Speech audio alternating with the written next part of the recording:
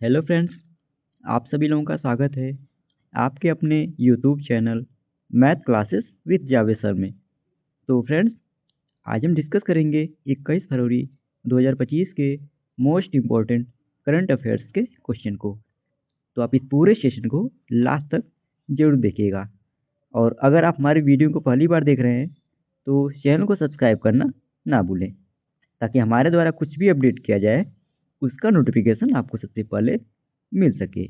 और इस वीडियो का पीडीएफ आपको हमारे टेलीग्राम चैनल पे मिल जाएगा, जिसका लिंक वीडियो के डिस्क्रिप्शन में दिया गया है। आप उसे वहां से इजीली डाउनलोड कर सकते हैं। तो चलिए आज के सेशन को करते हैं स्टार्ट।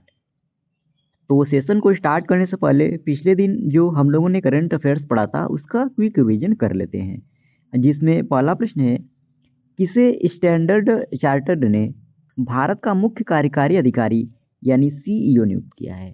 तो चरणजोत सिंह नंदा को स्टैंडर्ड चार्टर्ड ने भारत का मुख्य कार्यकारी अधिकारी नियुक्त किया है। केंद्र शासित प्रदेश दिल्ली की चौथी महिला मुख्यमंत्री कौन बनी है?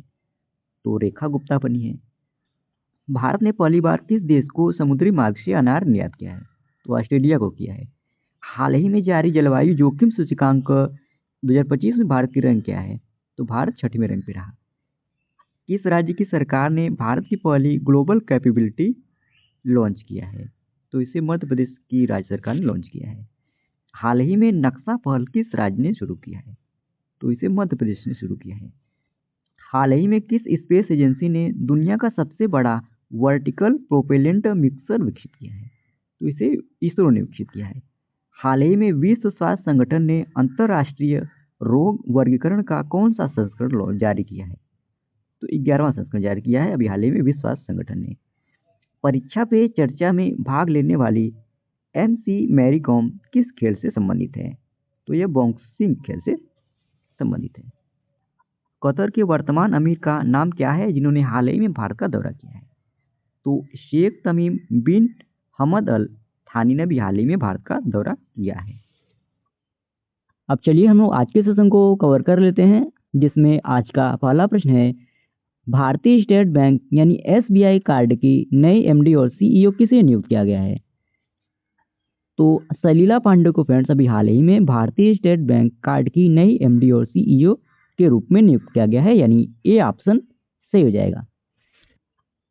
आइए क्वेश्चन से रिलेटेड इंपॉर्टेंट पॉइंट कवर कर लेते हैं। तो फ्रेंड्स, भारतीय स्टेट बैंक कार्ड और बैलेंस शीट लिमिटेड ने सलीला पांडे को कंपनी के नए प्रबंध निदेशक यानी MD और मुख्य कार्यकारी अधिकारी यानी CEO के रूप में नियुक्त किया है।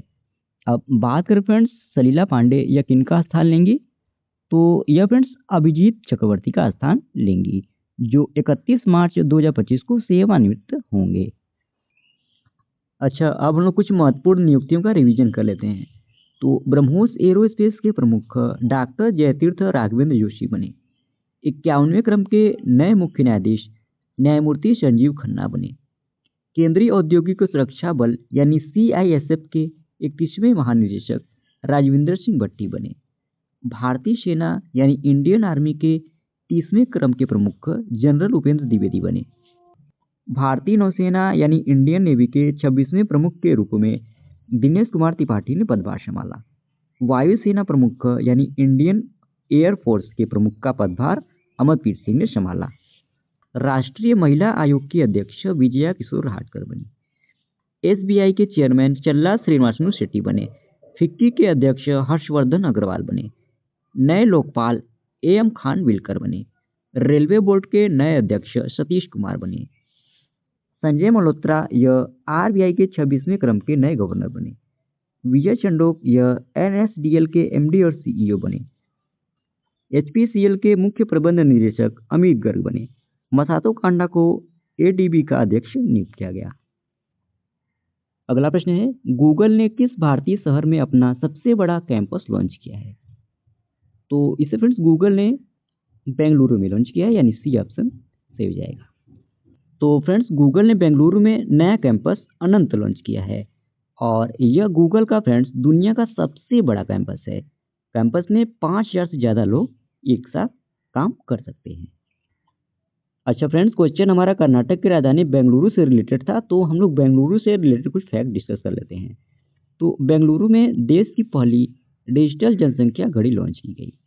भारत का पहला 3D printed post office Bengaluru में खोला गया। देश का पहला AI और रोबोटिक्स टेक्नोलॉजी पार्क ये बेंगलुरु में लॉन्च किया गया। देश का पहला अंडरग्राउंड पावर ट्रांसफार्मर कहाँ स्थापित किया गया? तो बेंगलुरु में स्थापित किया गया।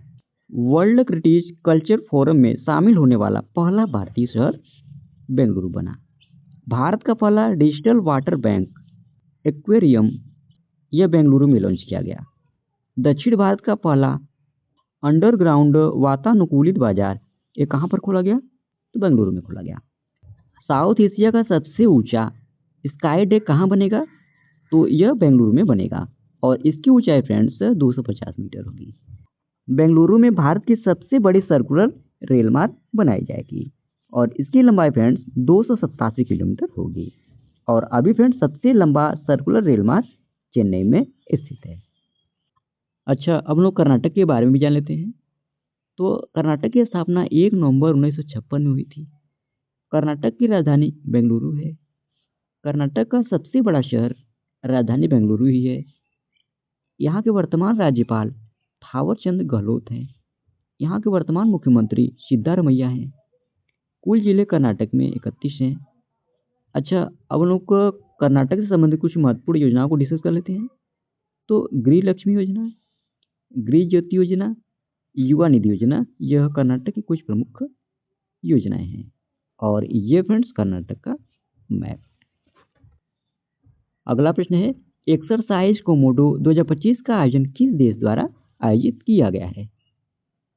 तो इसका आयोजन इंडोनेशिया के द्वारा किया गया है, यानी डी ऑप्शन सही हो जाएगा। तो friends, multilateral naval exercise Komodo या बहुपक्षीय नौसेना व्यायाम कोमोडो 2025 का आयोजन 16 फरवरी से स्टार्ट हुआ है और इसका आयोजन 22 फरवरी तक किया जाएगा। और बात करें फ्रेंड्स इसका आयोजन कहाँ पर किया जा रहा है? तो इंडोनेशिया में स्थित बाली में इसका आयोजन किया जा रहा है।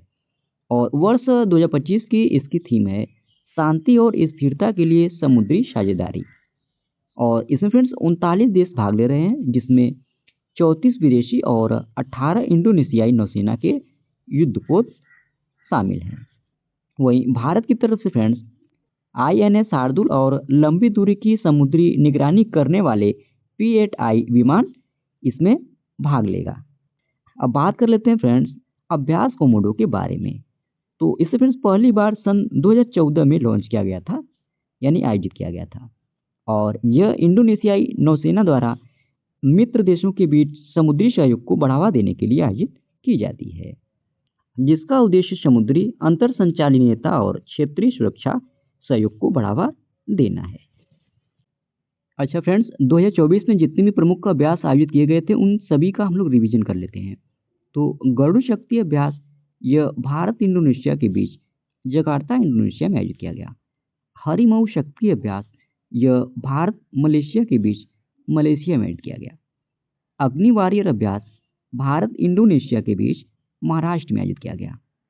आस्ट्रा हिंद अभ्यास भारत ऑस्ट्रेलिया के बीच पूरे महाराष्ट्र में आयोजित किया गया।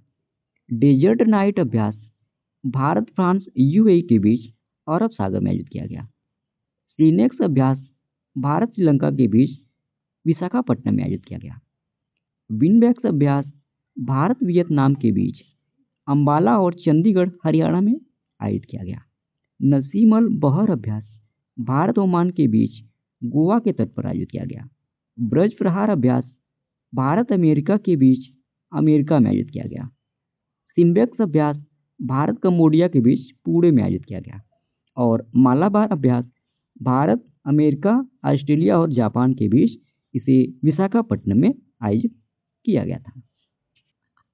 अगला प्रश्न है, भारत और किस देश ने अपनी सैन्य साझेदारी को मजबूत करने के लिए दोनों देशों ने javelin anti tank guided missile की नई खरीद और सह उत्पादन की योजना की घोषणा की है? तो इसका सही विकल्प हो जाएगा ए। तो फ्रेंड्स, भारत और अमेरिका ने हाल ही में अपनी सैन्य साझेदारी को मजबूत किया है। जिसमें प्रधानमंत्री नरेंद्र मोदी और राष्ट्रपति डोनाल्ड ट्रंप के बीच हुई बैठक के बाद दोनों देशों ने javelin anti tank guided missile की नई खरीद और सह उत्पादन की योजना की घोषणा की है।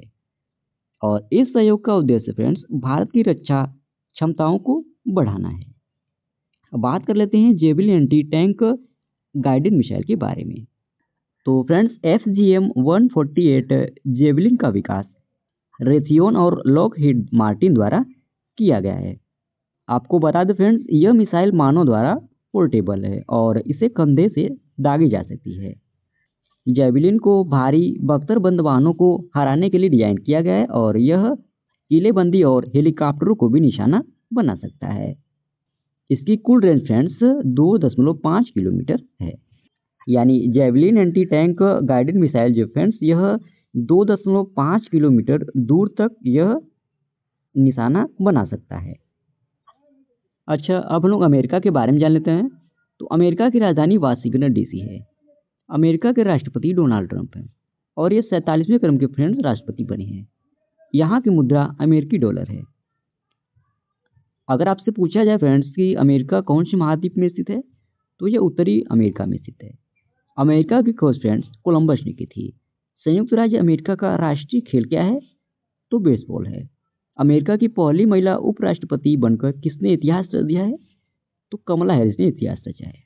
संयुक्त राज्य अमेरिका के ध्वज में कितने सितारे हैं, तो 50 सितारे हैं।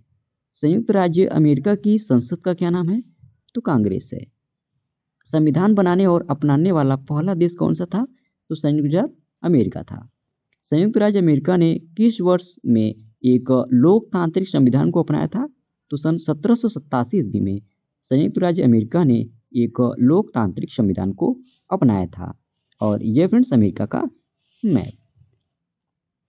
अगला प्रश्न है, केंद्रीय मंत्री सर्बानंद सोनोवाल ने अंतर्देशीय जल मार्ग टर्मिनल का उद्घाटन किस नदी पर किया है, तो इन्होंने इसका उद्घाटन ब्रह्मपुत्र नदी पर किया है। यानी ए ऑप्शन सही हो जाएगा। तो फ्रेंड्स केंद्रीय बंदरगाह, नौवहन और जल मार्ग मंत्री सर्बानंद सोनोवाल ने जोगीघोपा में अंतर्देशीय जल मार्ग टर्मिनल का उद्घाटन उन्होंने किया है। और आपको बता दें फ्रेंड्स, यह टर्मिनल क्षेत्र में कनेक्टिविटी को बदलने और भूटान और बांग्लादेश के साथ हमारे त्रिपक्षीय व्यापार को बढ़ावा देने में मदद करेगा। और इस टर्मिनल की आधारशिला की बात करें तो फरवरी 2021 में इस टर्मिनल की आधारशिला रखी गई थी। और इसकी लागत की बात करें फ्रेंड्स, तो इसे फ्रेंड्स 82 करोड़ रुपए की लागत से स्थापित किया गया था।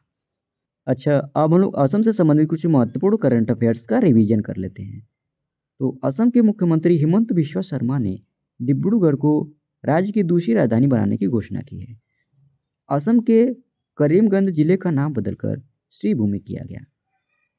असम राज्य के मंत्रिमंडल ने सार्वजनिक स्थानों पर गोमांस पर प्रतिबंध लगा दिया है। अच्छा फ्रेंड्स, क्वेश्चन हमारा असम राज्य से संबंधित था, तो हम लोग असम राज्य के बारे में जान लेते हैं। असम की राजधानी दिसपुर है। यहाँ के वर्तमान मुख्यमंत्री हिमंत बिस्वा शर्मा हैं। वर्तमान राज्यपाल लक्ष्मण प्रसाद आचार्य हैं।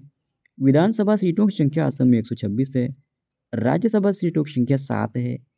लोकसभा सीटों की संख्या 14 है। यहाँ का उच्च न्यायालय गुवाहाटी उच्च न्यायालय है। और यहाँ की कुछ प्रमुख नदियों को डिस्कस कर लेते हैं। तो ब्रह्मपुत्र, बराक, सुबनसिरी, धनसिरी, जियाभोरिली, कोपिली, मानस, दीखो और तोरसा यहाँ की कुछ प्रमुख नदियाँ शामिल हैं। और ये आप लोगों को भारत के मैप में फ्रेंड्स ग्रीन कलर में आप लोगों को जो दिख रहा होगा वह असम राज्य का मैप है। अगला प्रश्न है, किस राज्य में गुटखा और पान मसाला पर प्रतिबंध लगा दिया गया है, तो इस पर प्रतिबंध झारखंड में लगाया गया है। यानी सी ऑप्शन सही हो जाएगा। तो फ्रेंड्स झारखंड में तंबाकू और निकोटीन युक्त गुटखा और पान मसालों को पूरी तरह बैन कर दिया गया है।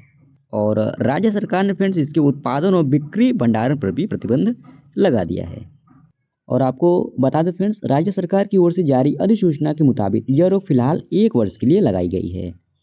झारखंड में फ्रेंड्स इससे पहले सन 2020 में गुटखा और पान मसाला के 11 ब्रांडों पर प्रतिबंध लगाया गया था, जो साल 2023 के जून तक ही प्रभावी था।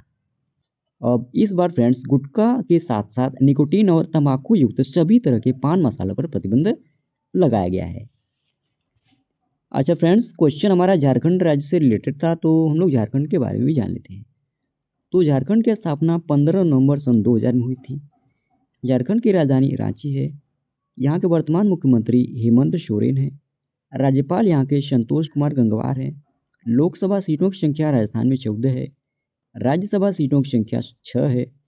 विधानसभा सीटों की संख्या 82 है। यहाँ पर कुल जिले 24 है।